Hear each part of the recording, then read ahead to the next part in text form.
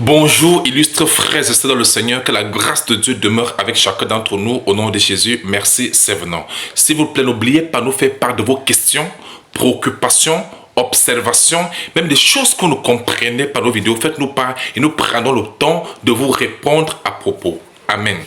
Bien-aimés le Seigneur, nous savons que nous sommes déjà à la fin des temps. L'avènement du Seigneur Jésus est déjà à la porte et l'enlèvement des vrais enfants de Dieu est déjà également à la porte. Raison pour laquelle nous devons nous préparer pour ce grand événement qui s'annonce déjà. Tous les signes qui avaient été annoncés par le Seigneur Jésus sont déjà presque accomplis, totalement même accompli. Voilà pourquoi nous devons toujours être prêts. Et maintenant, dans ce sens-là, pour être enlevé, il y a des conditions que le Seigneur avait laissées dans sa parole. Voici ces conditions. La première condition, c'est d'abord connaître qui est réellement le Seigneur. Jean chapitre 8 au verset 24, Jésus a déclaré: vous mourrez dans vos péchés si vous ne croyez pas ce que je suis. Il est important de connaître d'abord qui est réellement le Seigneur Jésus. Au milieu d'une flamme de feu pour punir ceux qui ne connaissent pas Dieu et ceux qui n'obéissent pas à l'évangile. 2 Thessaloniciens chapitre 1, le verset 8. Comme ils ne se sont pas souciés de connaître Dieu, Dieu les a livrés à leur sens reprobé pour commettre des choses indignes. Romains 1, le verset 28. Tous ces versets prouvent qu'il est important d'abord de connaître qui est réellement le Seigneur Jésus. Approuver d'abord et prouver également sa divinité. Car quiconque ne confesse pas que Jésus-Christ est venu en chair, c'est l'antéchrist, c'est l'esprit de la perdition. C'est écrit dans 2 Jean 1, le verset 7. Donc il est important de connaître d'abord qui est réellement le Seigneur Jésus. Amen. Deuxième condition, il faut d'abord naître de nouveau. Ah oui, Jésus a été clair dans le chapitre 3, le verset 3 à 5. Si un homme naît de nouveau, il ne peut pas entrer le royaume de cieux, il ne peut pas voir le royaume de cieux, il ne peut pas être enlevé, mes frères et sœurs. Il faut naître de nouveau. Et en troisième condition qui fera l'objet de notre enseignement de ce matin, c'est il faut faire l'œuvre de Dieu, il faut accomplir l'œuvre de Dieu. C'est quoi même l'œuvre de Dieu? Bien aimés, ils ne seront qu'enlevés que ceux qui auront travaillé dans l'œuvre du Seigneur. Et c'est alors qu'ils seront récompensés dans le royaume de Dieu. Est-ce que toi, tu es en train de faire l'œuvre du Seigneur? Est-ce que tu sais même ce que c'est que l'œuvre du Seigneur? Toi qui m'écoutes, bien aimé. Voilà pourquoi, pour vous éclairer à ce sujet, nous prenons Jean chapitre 6. Vous allez lire du verset 22. Après que Jésus ait multiplié les pains, alors les gens ont mangé, ont été rassasiés, et Jésus-Christ s'est éloigné d'eux, et ils ont commencé à chercher Jésus, parce qu'ils avaient faim, parce qu'ils étaient rassasiés, ils avaient vraiment besoin. Beaucoup cherchent le Seigneur, pas parce qu'ils veulent vraiment le salut de leur âme, pas parce que vraiment ils aiment vraiment le Seigneur, c'est pour leurs intérêts personnels. Et c'est dommage. Beaucoup ne cherchent pas les intérêts du Seigneur. Ils ne sont pas là parce qu'ils aiment vraiment Dieu. Bien aimé de vous à moi, on peut être là en train de parler chaque jour Jésus, chaque jour Dieu, chaque jour Jésus. Vous croyez que nous suivons tous Jésus pour les mêmes intérêts? Pour les mêmes objectifs? Pour les mêmes causes? Beaucoup servent le Seigneur parce qu'ils ont besoin de manger. D'autres ont besoin des honneurs. D'autres, bien aimé, cherchons le Seigneur parce que nous saluons notre âme. Cherchons le Seigneur parce que nous aimons le Seigneur. C'est de ça qu'il s'agit.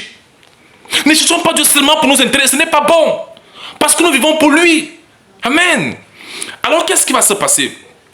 Jésus va leur parler, nous sommes au verset 26, ça c'est Jean chapitre 6, le verset 26. Jésus leur répondit: en vérité, je vous le dis, vous me cherchez non parce que vous avez vu des miracles, mais parce que vous avez mangé des pains et que vous avez été rassasiés. Vous voyez? Et Jésus dit au verset 27 que travaillez non pour la nourriture qui périt, mais pour celle qui subsiste pour la vie éternelle, que le Fils de l'homme vous donnera, car c'est lui que le Père, que Dieu a marqué de son sceau. Vous voyez donc, en réalité, le Seigneur Jésus nous demande de travailler pour la vie éternelle et non pour cette vie terrestre seulement. Voilà pourquoi 1 Corinthiens 15, verset 19 déclare que si c'est dans cette vie seulement que nous espérons en Christ, nous sommes les plus malheureux de tous les hommes. Si c'est dans cette vie seulement que nous espérons en Christ, nous sommes les plus malheureux de tous les hommes. 1 Corinthiens 15, le verset 19. Jésus dit: ne travaillez non pour la nourriture qui périt. Tout ce que les hommes font sur la terre, c'est seulement par rapport à ce qui va garder la chair. Mais qu'en est-il de l'âme? Est-ce que nous nourrissons notre âme? Il dit: travaillez non pour la nourriture qui périt, mais pour la nourriture qui subsiste pour la vie.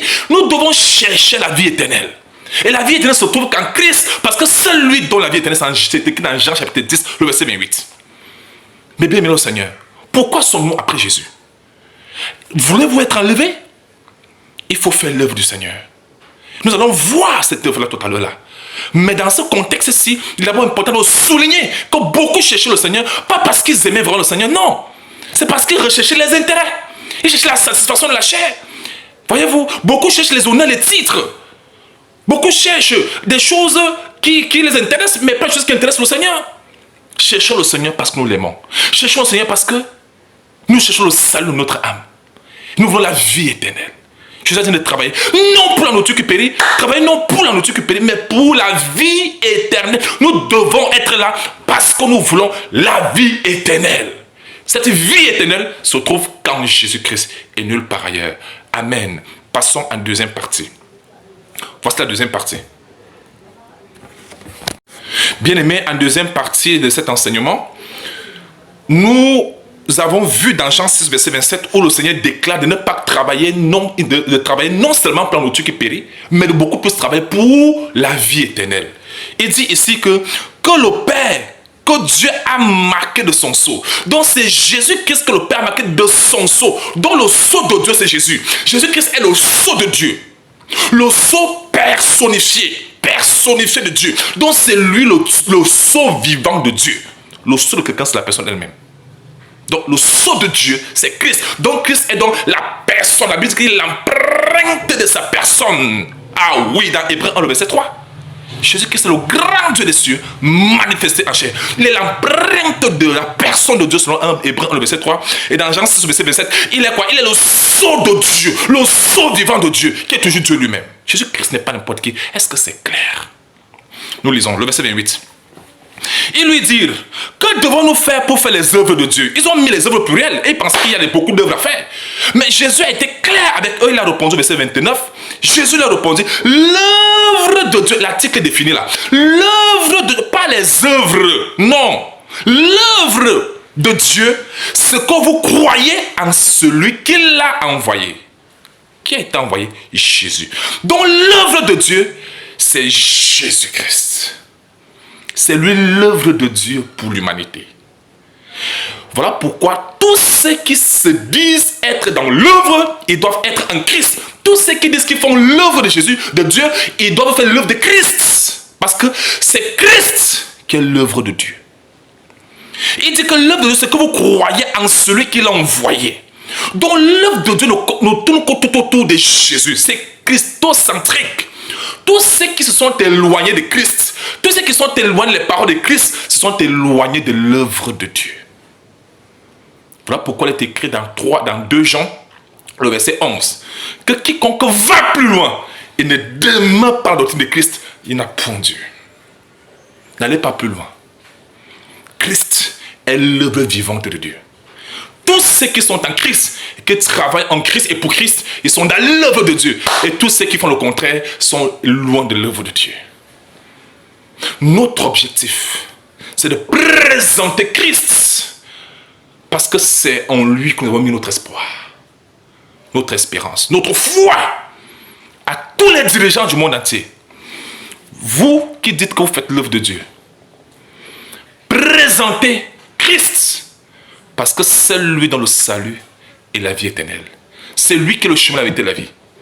Le troupeau, c'est son troupeau. Laissons Dieu régner. Laissons le Seigneur Jésus-Christ régner sur son peuple. Et non nous régner sur le peuple de Dieu. C'est Christ qui doit régner sur son peuple. C'est lui qui est mort pour ce peuple-là.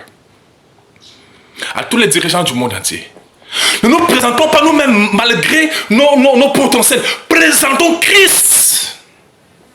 Les apôtres avaient confirmé à 2 Corinthiens 4, 5. Nous ne nous prêchons pas nous-mêmes, mais c'est Jésus-Christ que nous prêchons. Présentons celui qui peut sauver les âmes et donner la vie éternelle. Son nom, c'est Jésus-Christ. C'est ça l'œuvre de Dieu. Et quand les gens croiront en ce Jésus, les gens s'adonneront à ce Jésus, c'est ça qu'on appelle dans l'œuvre de Dieu. Et je vais vous montrer dans le texte biblique à quel point faire l'œuvre de Dieu est capital. Ça ne rit pas. Ce n'est pas un jeu. Prenons Jérémie 48. Le verset 10, il est écrit. Maudit soit celui qui fait avec négligence l'œuvre de Dieu. Maudit soit celui qui fait avec négligence l'œuvre de Dieu. Donc si celui qui fait l'œuvre de Dieu avec négligence est maudit, à combien plus forte raison celui qui ne la fait même pas? Je vous pose la question. Si celui qui fait l'œuvre de Dieu est maudit, à plus forte raison celui qui ne la fait même pas. Mais celui qui ne fait pas l'œuvre de Dieu ne peut pas être enlevé. faut faire l'œuvre de Dieu. Présenter Christ.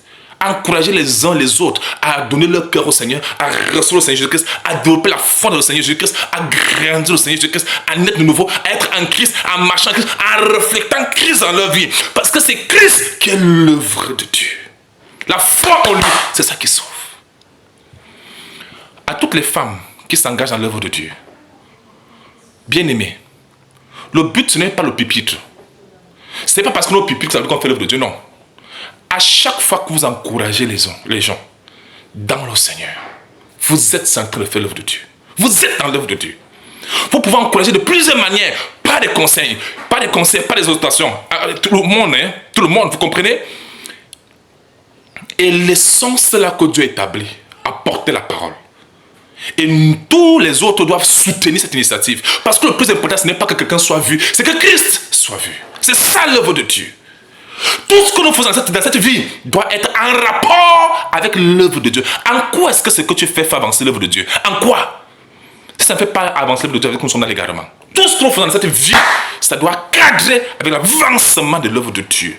Que ce soit ce que nous sommes, que ce soit ce que nous avons, que ce que nous pouvons faire, tout cela doit cadrer pour l'avancement de l'œuvre de Dieu. C'est ça l'œuvre de Dieu.